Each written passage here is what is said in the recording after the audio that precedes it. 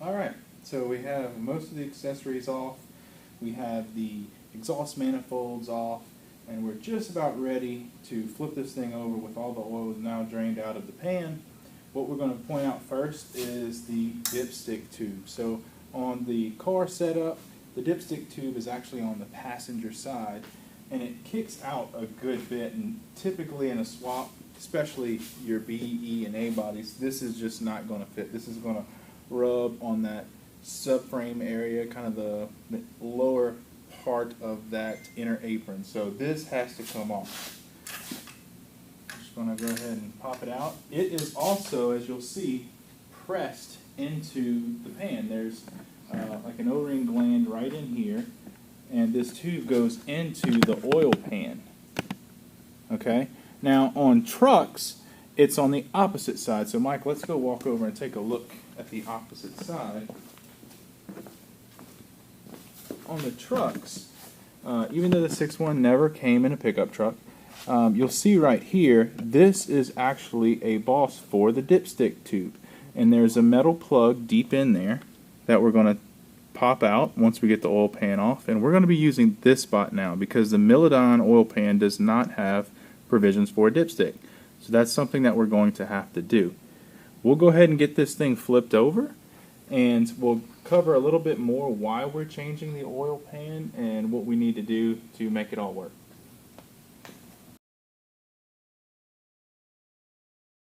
Alright, so the engine is flipped upside down, and what we're going to look at right now is just a general layout of the oil pan. So in the cars, they had a forward sump oil pan. So this being the front of the engine, we have the oil sump being towards the front. The trucks, the lowest portion, the oil sump, was towards the rear. Well, with classic Mopars, because of the K-member and the center steering arm, the steering link, you have an area that has to be in the middle for your sump, because you'll hit the link if you use a rear sump oil pan, or you'll hit the K-member if you use a forward sump oil pan such as this. So that's why we have to change the oil pan in the earlier Mopar cars. And what we have right here is perhaps one of the oldest names in the game when it comes to center sump oil pans for the Hemi swaps. So this is, I say Milodon. Is it Milodon? What do you think, Mike? I say Milodon. Milodon. Yep. Sounds good to me. This is the 31,000, so 31000, and it's for the 576164. It is not for the Hellcat application, so there's actually a slight difference in the bolting for Hellcat. So don't get this one if you have a Hellcat. They actually offer two Hemi Swap oil pans. This one and one more, I forget the part number, but it has a winged like baffle on the center sump. So it's more for like road race applications where you're going to take extreme cornering. It allows for less slosh and less starvation of the pickup tube. So this is just a generic one. This is the one that I use most of the time, except when we do like maybe a road race car. We'll use the one with the winged baffles. We'll go ahead and put a link to both of those in this video so you'll be aware of those. Another thing that you'll have to do with this is a center sump pickup tube. So we're going to get to that in a minute. But for right now, let's go ahead and get this oil pan off. And we'll start from there. Like, you want to show them how the K-member sits? That's true. That's good. Let's do it. Good call, Mike. Sorry about that. Let's come on over here. So this is what I was talking about. when I was referring to clearance issues and the need for a center sump oil pan. So as you can see, this is the front suspension. This is the K-member, which bolts to the subframe here and here. And it crosses at the front side of the engine. So that's actually the thick part of the K-member goes to the front. If you had the forward sump oil pan of the car that we just talked about, it would hit and the engine would not be able to fit in the compartment. It would not be able to bolt down. Here you see coming off of the tie rod ends is the center link for the steering. So you see you have your pitman arm right here and you have an idler arm on the other side. This link has to move back and forth when you're steering the car. So you could not possibly run a rear sump oil pan with this suspension and steering setup. So, yep. Y'all see that? Yeah, that's what we're looking at in there. Let's see. And you can see that That oil pan right there is basically this almost old like one. a center. That's sump right. This there. old Mopar is a center sump. So you can see the lowest portion that holds the majority of the oil for the pickup tube is in the center of the oil pan. That's why we have to run the swap oil pan in the cars. The trucks, you get away with just running a modern day truck oil pan, just as you've seen us do with the D150 low buck Hemi truck build. But you absolutely need a center sump for the cars. Okay. And when you say the cars, I mean you're talking about pretty much all of them. A, B, B, bodies. E, C. You're going to need them for that. Okay. Right. Okay. All right. Let's get this off. You have these two side gusset bolts are a little bit larger, 15 millimeter. Everything else is 10 millimeter head on it.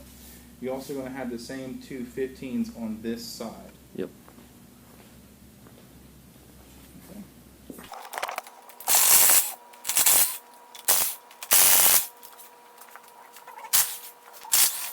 Oh gosh. All right, here we go.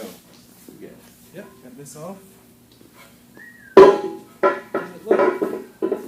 Alright, so what we're looking at here, let's get the camera in a little closer. Yeah. Is the oil pump is on the front of the engine on the crankshaft, and you have your pickup tube that pulls the oil from the sump. So in moving to a center sump oil pan, we're going to have to replace the pickup tube to a center sump pickup tube.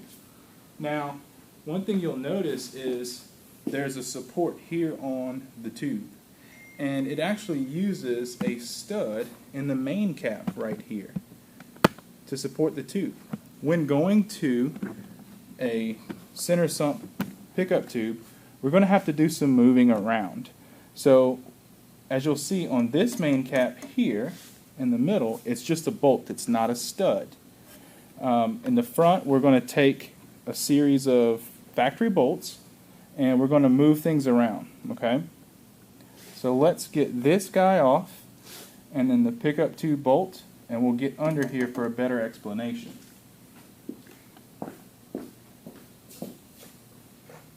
This is 13, I believe. Okay. Yep. I'm going to use the ratchet and go nice and slow. Okay. So look at this windage tray gasket as one piece right here. So you see the gasket is actually made onto the windage tray. It's pressed around it. It's molded on there. I don't see any damage, any significant leaks. So it's really up to you and what you want to run. You can reuse this gasket, okay, and save some money. It'll actually work with the Milodon oil pan. No problem, right? It'll save you from having to buy about $130 of more parts, and we'll cover that in review as soon as I get this pickup tube off. Okay, go really slow. There is an O-ring on here. We don't want it to fall into the engine. Wait, so is that gasket like a rubber encapsulated metal tray? It's a rubber encapsulated metal tray, and the purpose is to prevent oil slosh from, basically interfering as like an inertia resistance fluid on the crankshaft as it's spinning. It's to protect oil from sloshing on the crankshaft as it spins, which potentially robs power. Okay, so a lot of more modern engines have a windage tray like this. Oh, so this gasket is one piece with this. With this whole that whole tray. Piece, this whole tray. I didn't realize that. Okay, that's right. Okay, so let's move this over here.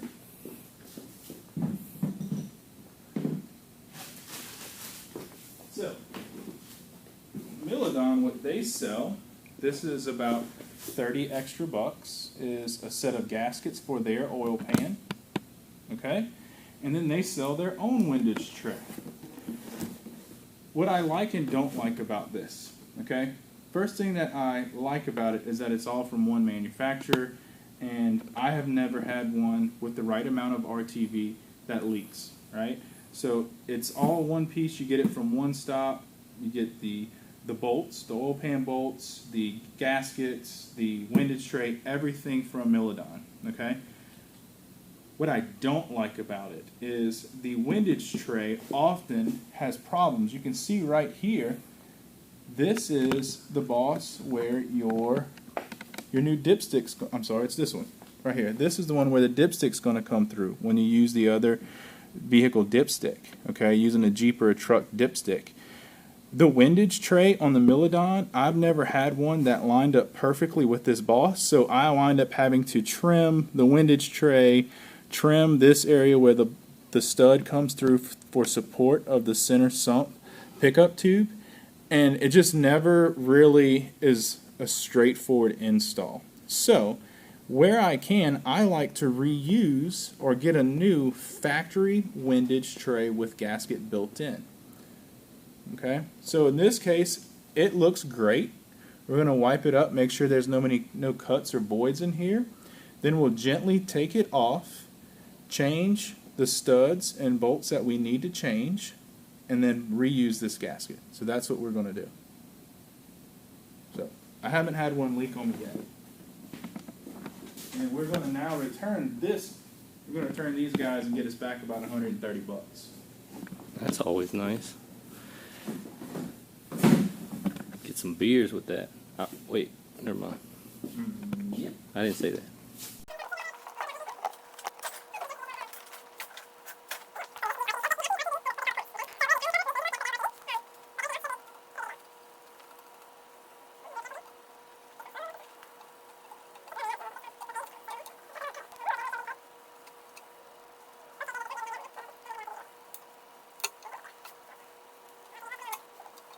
Get it down here. Let me quiz Blake to see how knowledgeable he is. Blake, what does RTV stand for? I'm glad you asked that question, Mike.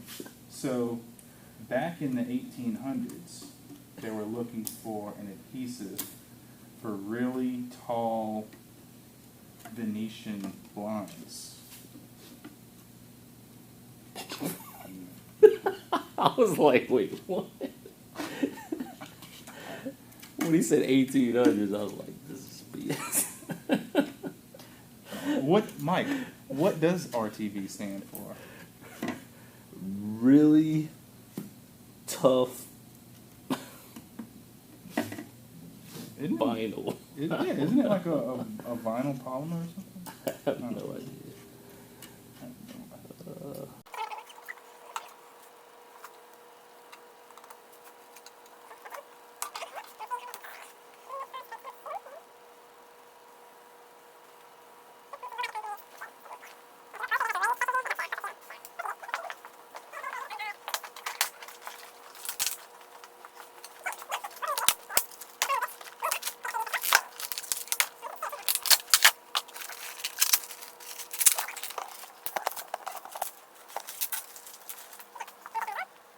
Lubricate the O-ring.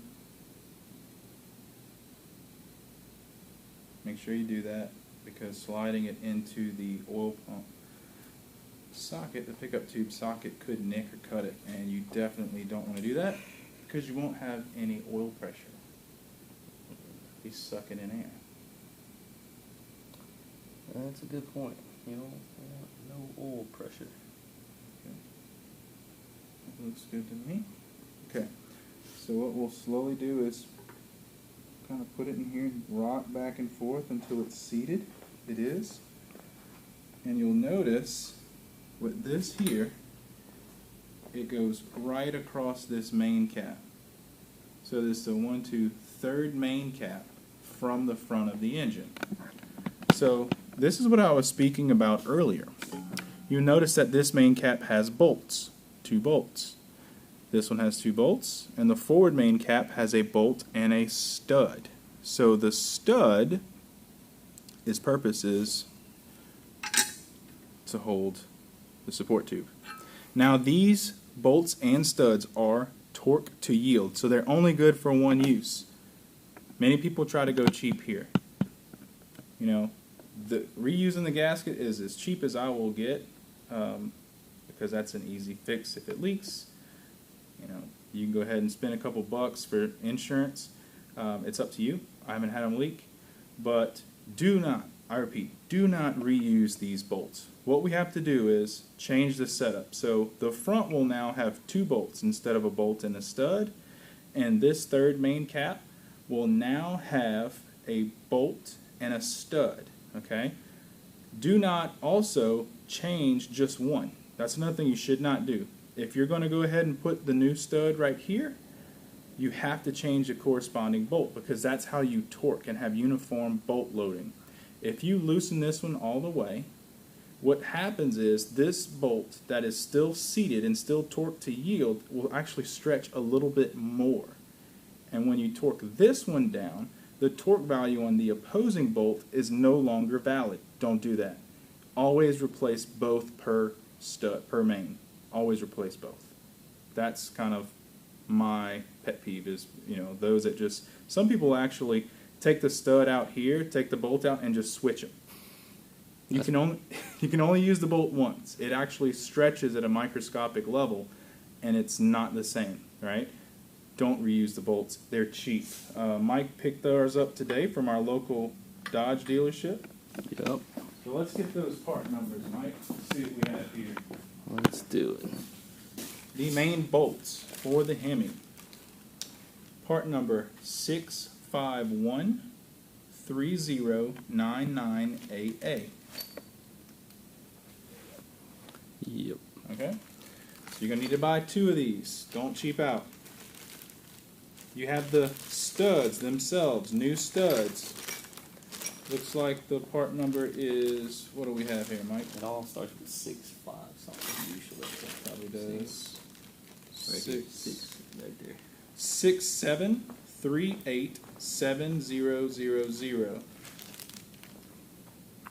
That's it. Okay? I'm gonna take pictures of these. Yeah, too. take pictures, that's cool. And then the bolts. So make sure you get the bolts, the nuts that go on the top of the stud. We get 2 just in case. And that's part number, that's actually a different, that's the same part number, so that can't be right. 67387,000. No, We'll post them up. Yeah. We'll post them up. That can't be right. But yeah, make sure you get new bolts, new studs. Don't reuse, don't cheap out, or you will regret it later. Yeah. Absolutely. And look, if y'all can see what the dealer wrote as our name, DIYHEMI. DIYHEMI. That's our new name, guys. We get no respect. No respect. No respect at all. Let's see, this is going to be a 15 mil head. Yep, 15 mil head. Yeah, we'll give y'all the part numbers. Wade's got the actual one. And don't be like us, because we were going to try to do this yesterday night, but we went to the dealer and they did not have these available. So you might want to check with your dealer first, make sure they got them. Which shocked me, by the way. I would have sworn they Small would town. have it. Yeah, that's pretty shocking. You would think a Mopar dealer would have some main bolts, but I digress. Alright. They did get them next day though, so. They did. Alright. Let me grab our ratchet instead of trying to.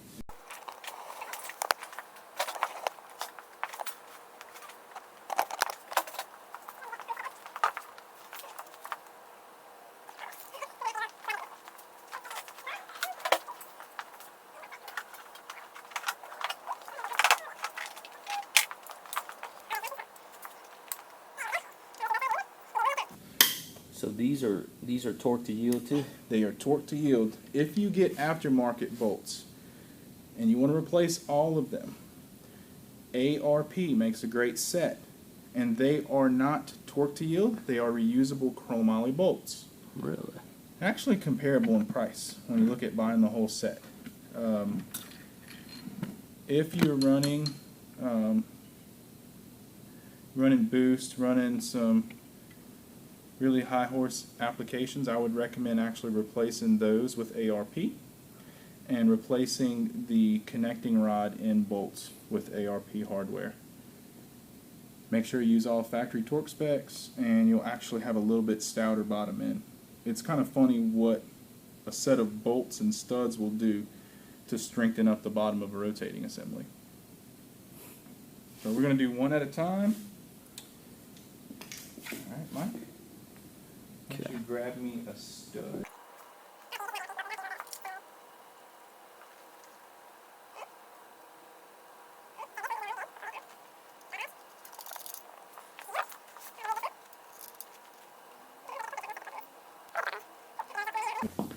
He's actually a really good book that I recommend. It's by Larry Shepard, really knowledgeable guy in the auto industry, especially with Chrysler. So I really keep this as a reference because it has all the torque tables in it. So let's see where the torque tables are. Maybe the appendix would help. Okay, bolt torque specifications in the back. Okay, so I'm going to go look down and see,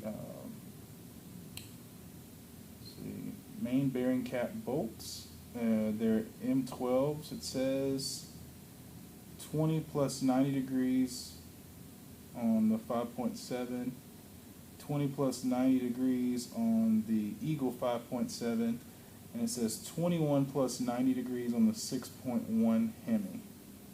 And then on the M8 bolts, the smaller bolts, it says 16 degrees plus 90. So, or actually just 16. So this is what we're looking at, the 12s, 21 foot-pounds plus 90 degrees. Okay, so when it says your M12s, think of these as the mains right here. When it says your M8s, these are actually your cross bolts, so that's these little guys down here, okay? So this is a cross bolt main cap. You know, old school, they used to say like 4-bolt main, it would have 2 bolts here and 2 bolts here for strength. That's really like a Chevrolet thing more so. But here you have side bolts going into the main cap, the M8s, and then you have the actual main cap bolts here. That's the M12s. So as you can see, 21 foot-pounds plus 90 degrees. So that's what we're going to torque it down to. Do not go cheap on a torque wrench. There's many things you can buy at the freight of harbors. A torque wrench is not one of them. So we're going to do half steps. It says 20, I'm going to do 10. Because I like to go down evenly. Okay? Go ahead and get us a nut if you don't mind. We'll use that nut here because you'll see that this doesn't go all the way down, really. Yeah, I was wondering that. I don't have an extra deep socket. It's probably something I should have as a Hemi builder, but I don't.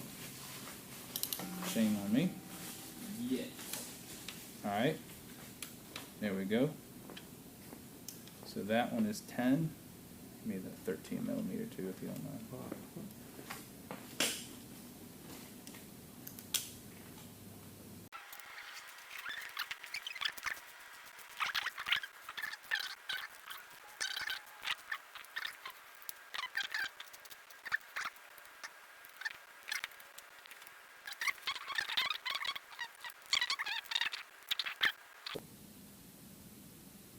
What's it giving me Newton meters and it's not even... Alright, there's 21.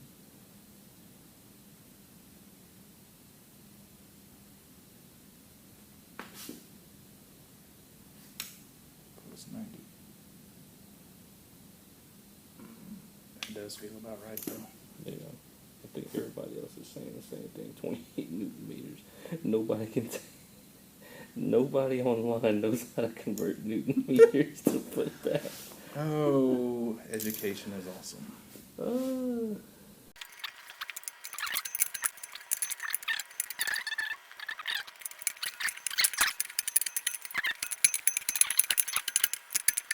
Alright, I'm good with that. Alright.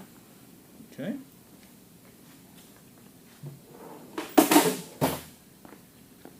Put that right here so we don't lose it. Okay. How many bolts we got?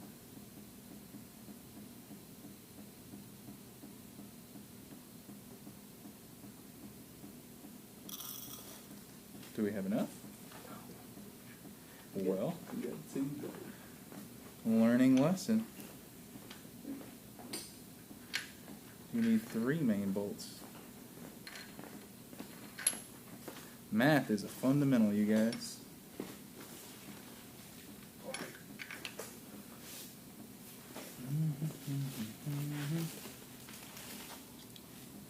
The estimate, my slip was wrong. We had 1 extra stud, and we didn't need it. Alright, so I definitely messed up. I told Mike to get 2 studs and 2 bolts. It should have been 1 stud and 3 bolts. Had a brain fart. So, we're not dead in the water because the Milodon pickup tube clears this forward stud. So you guys out there can either get the 3 bolts or just grab 1 bolt and 1 stud, and you can actually leave the forward stud and bolt alone. Don't mess with them, just take the nut off of them. But since I already loosened them like a genius, I am going to replace them. We'll go ahead and do that. You got the bolt and stud, Mike? Yeah.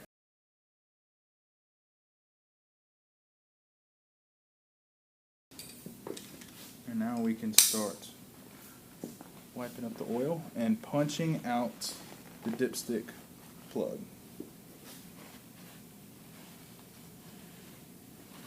So right here in this galley, that port, we're going to pop the metal plug out, and that's where the dipstick's going to go.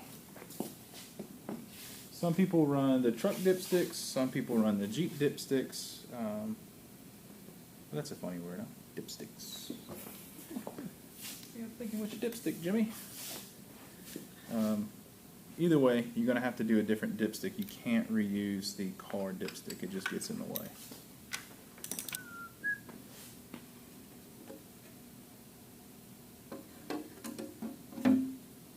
So that goes. I think it's going to be okay.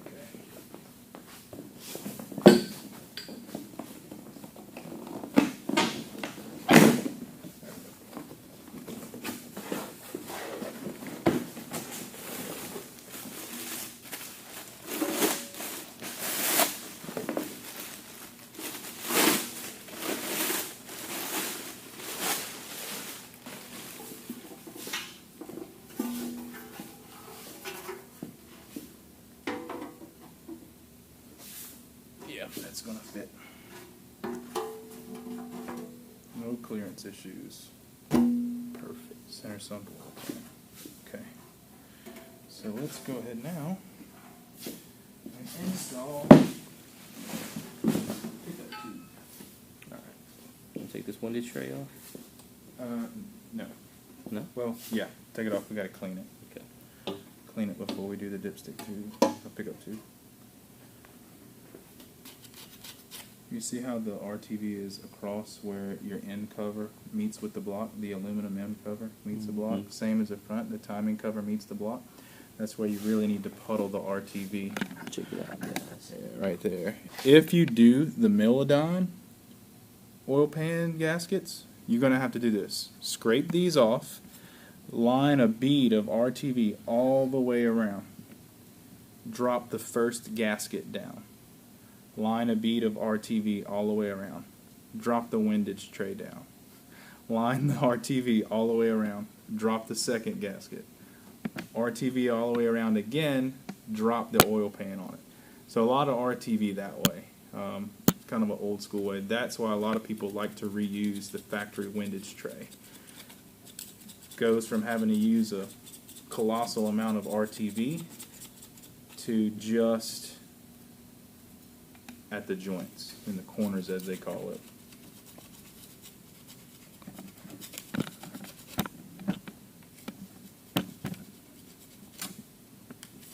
But doing that method with, that much RTV, I haven't had one leak, as I've said before.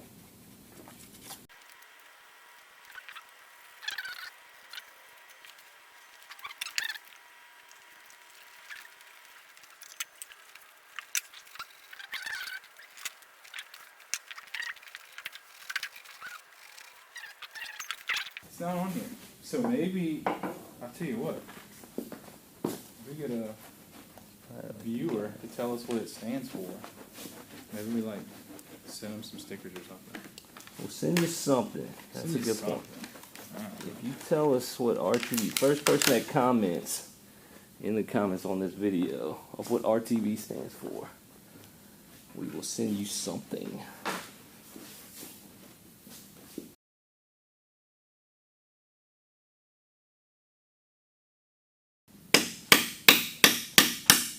There you go. Popped out. So you can see it looks kind of like a freeze plug. Yeah, check it More out. or less a tiny freeze plug. That little plug is what is in the dipstick hole. So you just push it out from the bottom. It's good to go now. Awesome. Okay. We all wiped up? Yep, I hope so. Why don't you go ahead and wipe the rubber on the windshield? Okay. Now, do the dab. Sounds like a dance. I think it is. I think you have to start dancing while you do it. My kids had me do the dab the other day. It's the first time ever, man. It's awesome.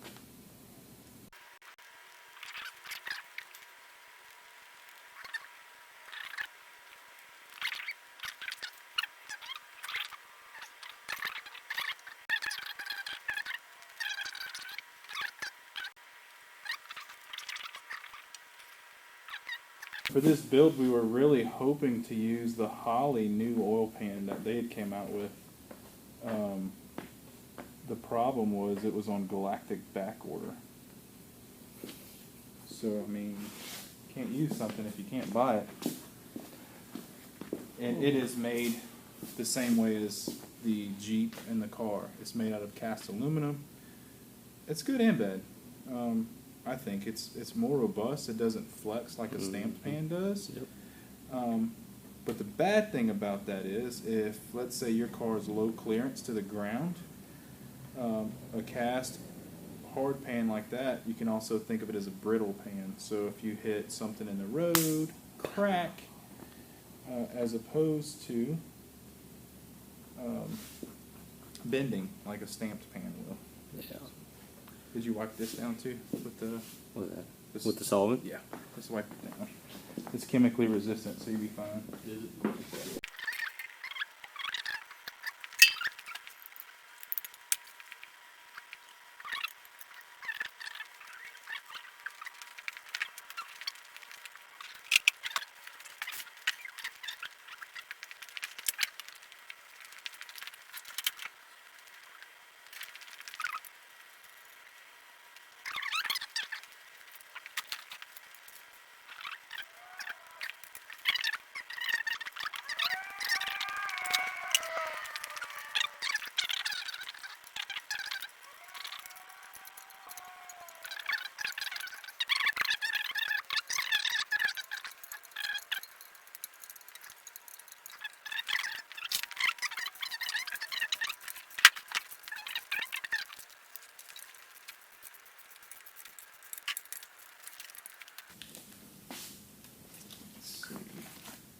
Milodon oil pan bolt number 85025.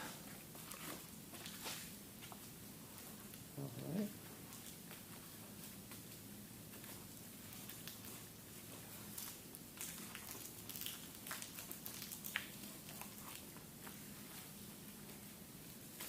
Perfect.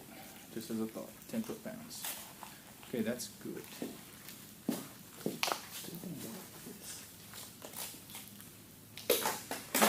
Out. Packages bolts like this. Oh man, that's a pain in the. Alright, I'll pour the oil in. Yeah, it's right there. Right there? Okay. This is a good thing to do it. It helps with the priming, so. And if any falls in the engine, it's not a big deal.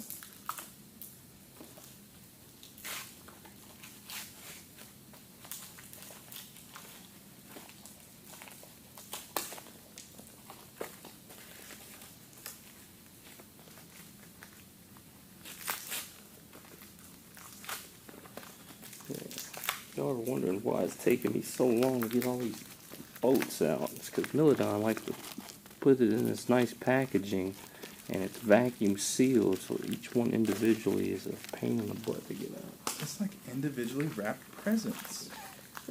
Man, it's like Christmas all over again. Yeah, man.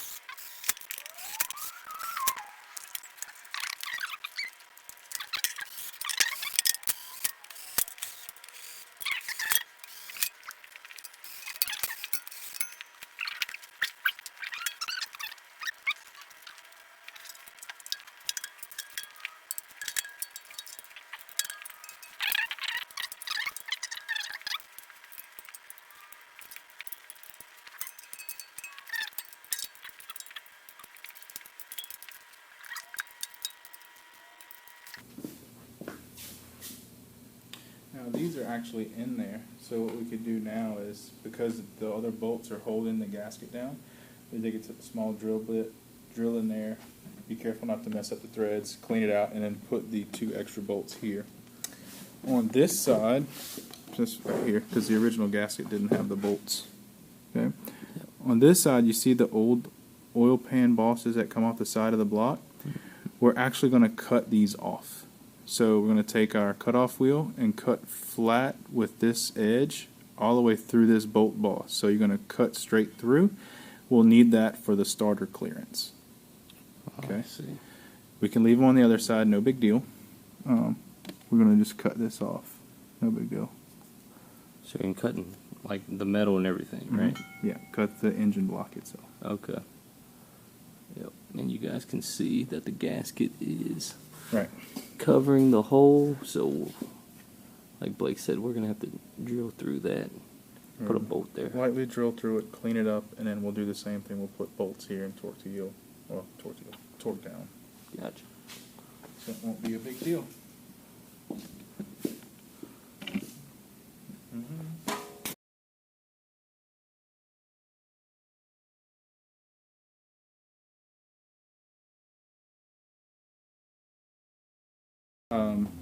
It's just for a stock setup, it's probably the way to go with the Milodon oil pan. I would use the factory gaskets.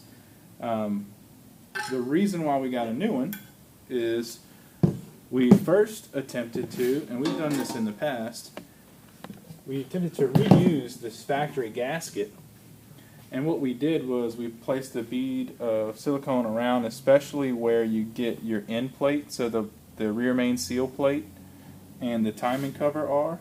This is where the factory puts a daub of RTV at each one of these joints here, these 4 corners they call it. They call them RTV in the corners. You can actually see it left over on the pan. Okay, because the Milodon pan is stamped steel and not one cast solid piece, you get a little bit of flex. And what we learned is it's great to RTV the block side, but the block is the stoutest part. It has the least amount of flex. Really, the best thing to do is to RTV both sides. You know, that's what we've kind of taken away from this. I haven't had them leak in the past, but this one did. You know, so it's just good practice. Pick you up a new windage tray, oil pan gasket, RTV both sides, drop it on, and then use the Milodon pan with the Milodon pickup tube. So that's what we learned. That's the differences. One thing I don't have right here is just a standard 5/7 windage tray from a car. And what we've learned from it is that it actually does not have the rear stud hole. Okay?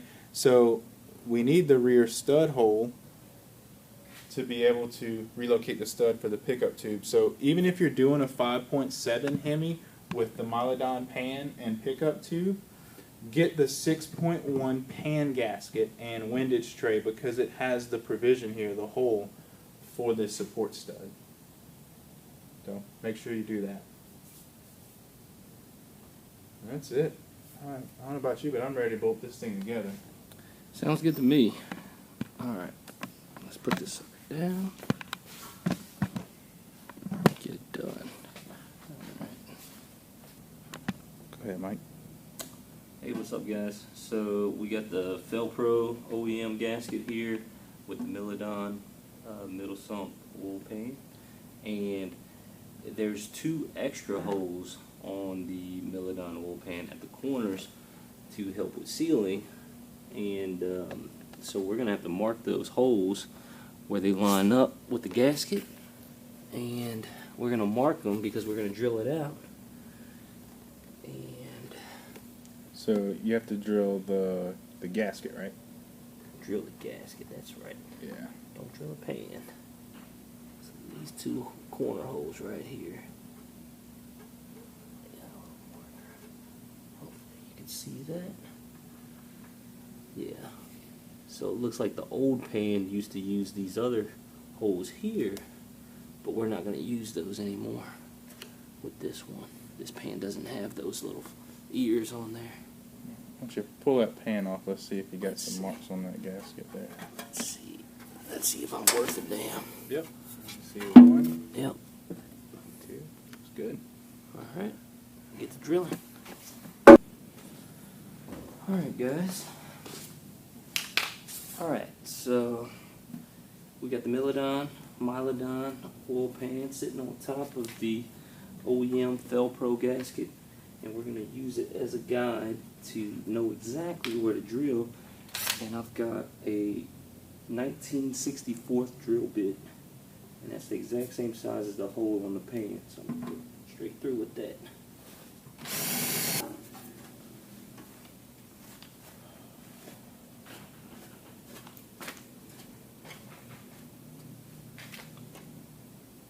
These drill bits. Well, you know where they came from. HF, that's all we'll say. So we'll clean this up and go set it on the engine block. Alright, so we're going to go ahead and slowly drop this on, lining up all the bolt holes.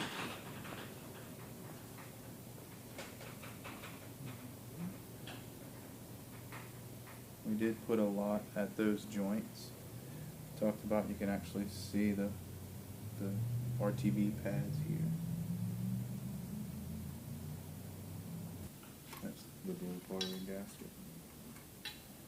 Okay, we have the pickup tube lubricated with a little bit of lube to make sure we don't pinch this O-ring. You don't want any nicks, cuts, pinches, anything in there that could cause you to lose suction and ultimately lose your oil pump and oil pressure. So I like to work it in from the side, push down and kind of twist back and forth with this flange evenly, spaced kind of in relationship to the pump. And just slowly work it in and make sure we don't do any damage to that O-ring.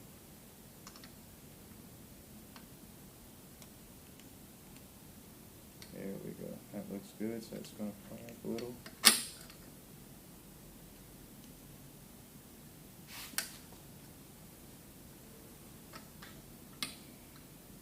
I'm going to pull up on it and check it. Make sure that did go in good. Do it all over again. So you feel confident in it. There you go. Good. So bolt torque on this pickup tube, and the pan bolts is like 27 or 28 Newton meters, which is, I have to look and see what the conversion is to foot pounds. What was that? How many? 28 Newton meters. Okay.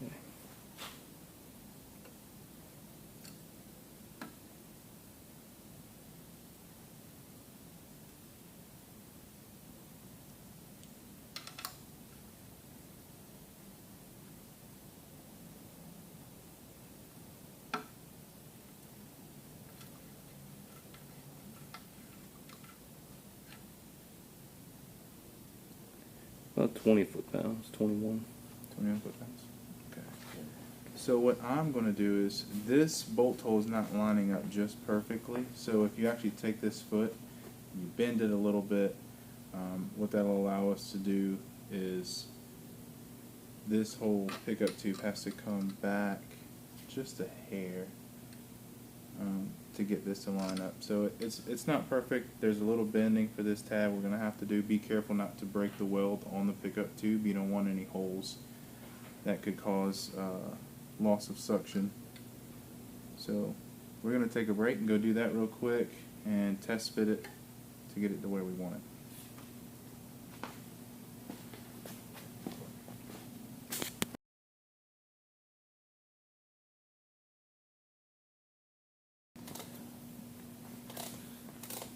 Alright, time to torque it down. 28 Newton meters, 20.5 foot-pounds for all you southern boys.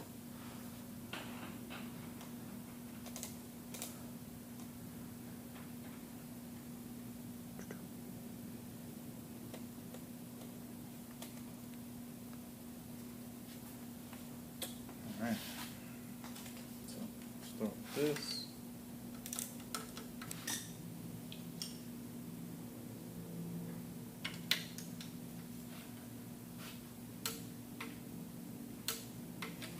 There you go.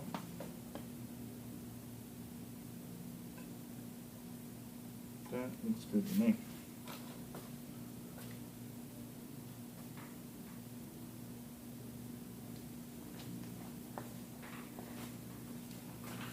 Make sure it's seated all the way around. Yep, seated all the way around. What was the torque on that, Sam? Oh, about the same. About 20 foot-pounds. Which is like, what was it, 28 Newton meters.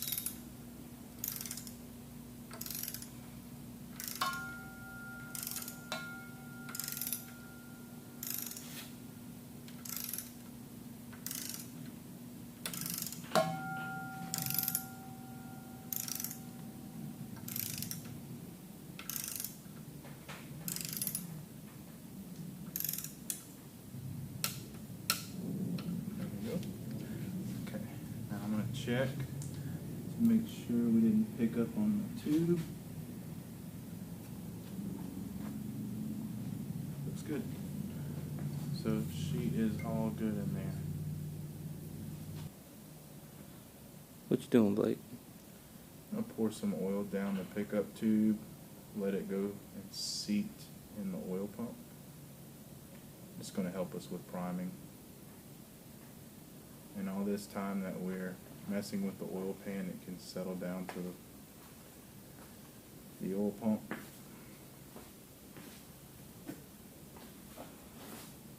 If you do the priming sequence like we have that video, it's not totally necessary, but it's a little added insurance. I do not want to take any risks.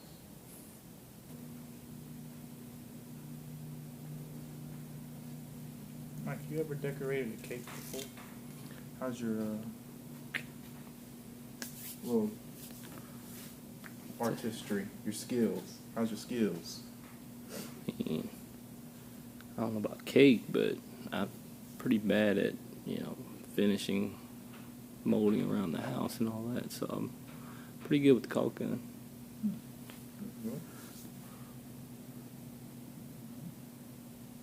I wonder if they have like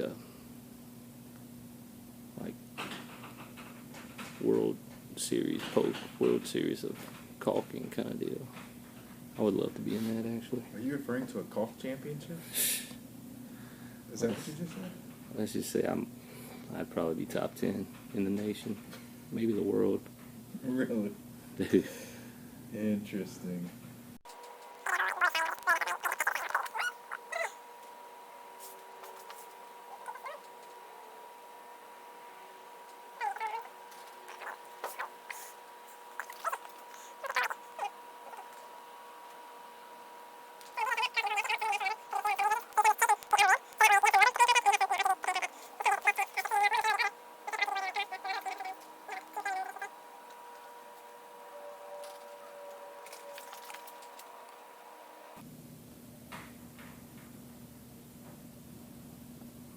see, let's show our audience what kind of RTV we're using here. Permatex black. Permatex black, guys. I have an extra tube on the ground, I believe. Darn it. We have a new tube around here somewhere. Yep. There it is. Permatex black. The gray is really good too. The ultra gray. I think they said the gray is better for high torque applications. Yeah. And the black is better for oil resistance. Mm-hmm. So I've used both with good results. You know, obviously go black if you can.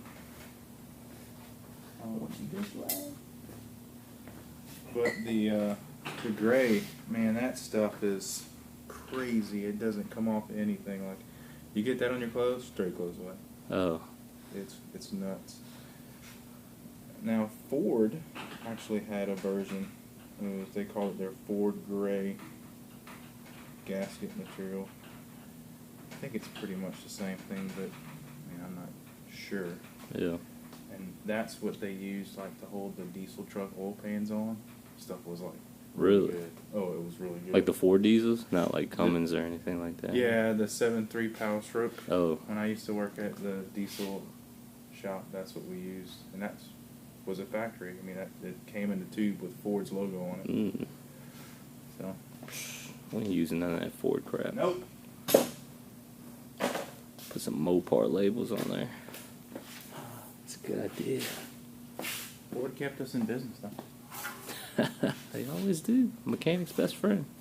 Alright, that's all torque to spec.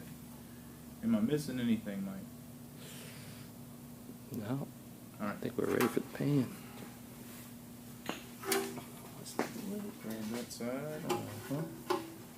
Let's go down slow.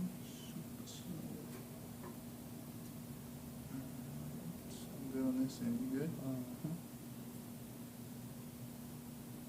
Alright, let's run them bolts.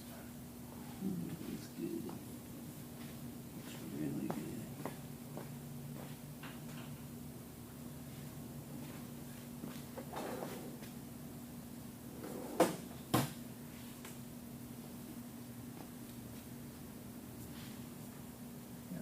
See that RTV just a little bit of ooze out. You don't want a lot.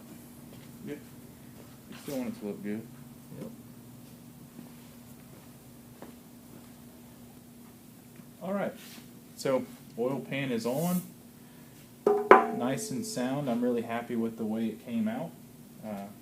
It's a really good pan, and I'm forever grateful for Milodon for coming out with this, because, like I said earlier, maybe the Hemi Swap game wouldn't be as far as it is right now without something like this that they came out with back in the day. The only thing that we're going to notice from here, kind of wrapping up the video, is this boss right here. So you actually have where the old oil pan used to bolt on using these two bolt holes. This is the driver's side of the engine block, which is where our starter is going to go now. We have clearance issues with the old school starters and the Gen 3 Hemi block, using this side. So what we're actually going to do is we're going to take a grinder and our die cut wheel, we're going to cut off this boss. So where this straight edge is, we're going to continue it straight through all the way across, just kind of cutting this boss in half. And that'll give us the clearance we need for the small starter.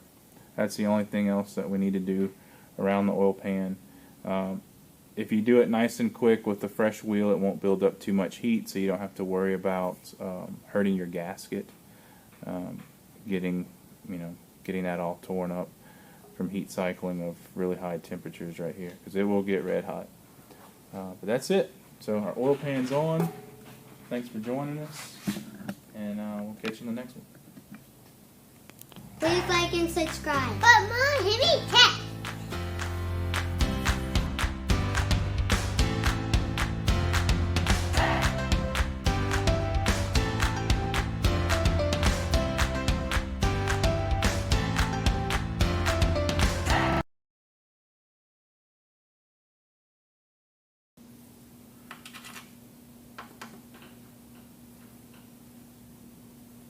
I must say I'm impressed with that FelPro gasket. Fits really well. Dude, it was pretty much like an exact copy of the OEM. Yeah, I like to use OEM. It's just always good practice, but our local dealer didn't have exactly what we needed in stock. I'm surprised. A lot of the stuff we needed wasn't in stock at our local dealer. Oh, yeah. Interesting. Yeah, I don't know if it's because it's a 6-1 and it's not as common. Yeah, they don't make them anymore, so I mean, maybe that's why they don't support them that much. I don't know. It's interesting. I know.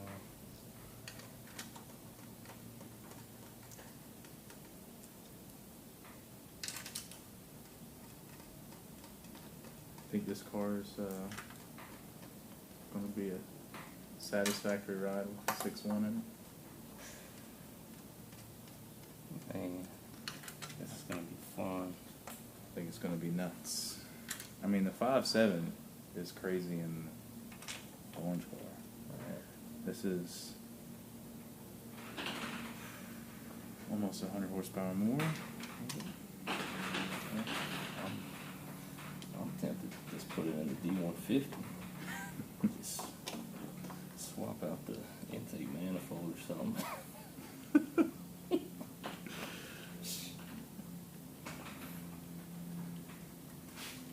Crazy. You crazy, Mike. Just paint it silver.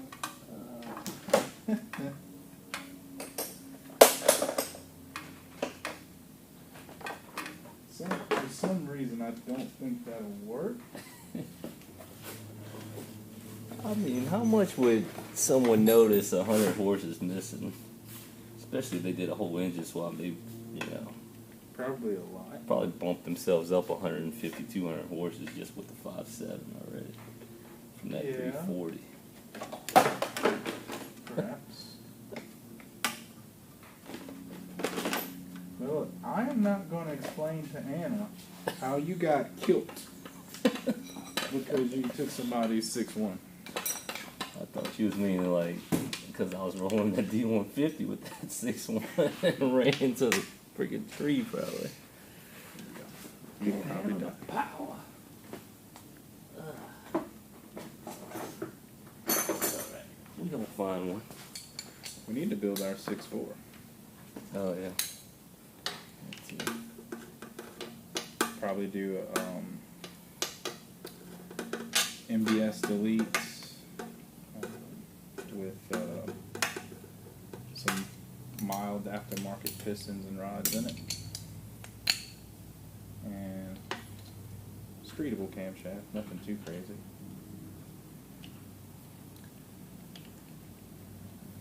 Give it that old school chop chop, and good torque curve. Yeah. Although the car is very light, so. That would be a fun ride. Yeah, pretty much Blake's just gonna keep stepping up his motor and his Cuda, I'm sure. I'm thinking 6.4-ish first. And, man, I gotta get a Hellcat. I have to get a blown Gen 3. Have to. You How would. can you not? Right? Other than cost, what else is there that's holding you back, man? Cost.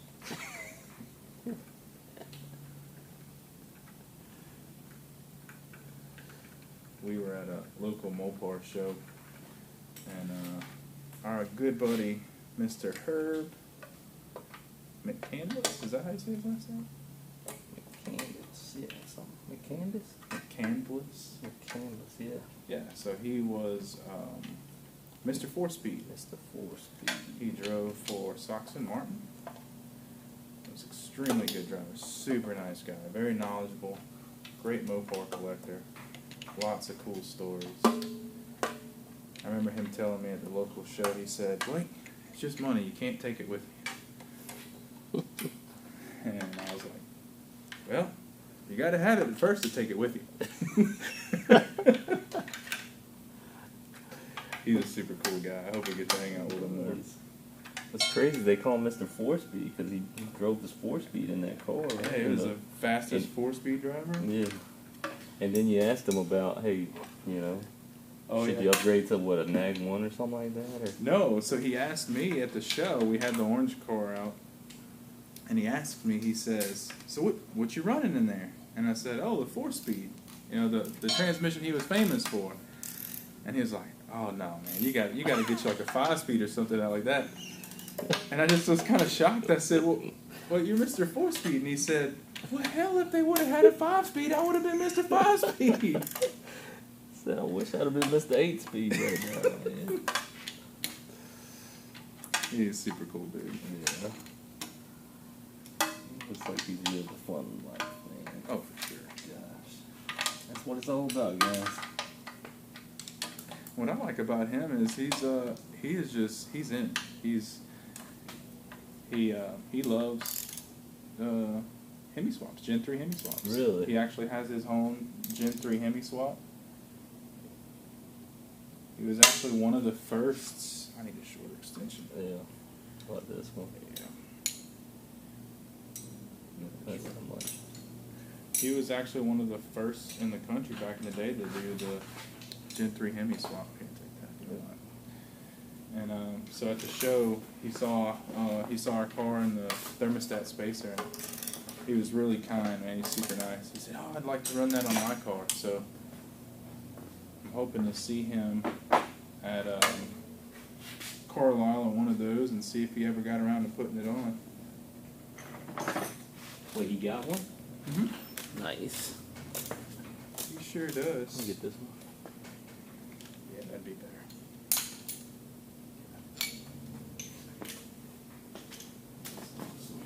I think it's really important. You know, we do all these cool mods, but you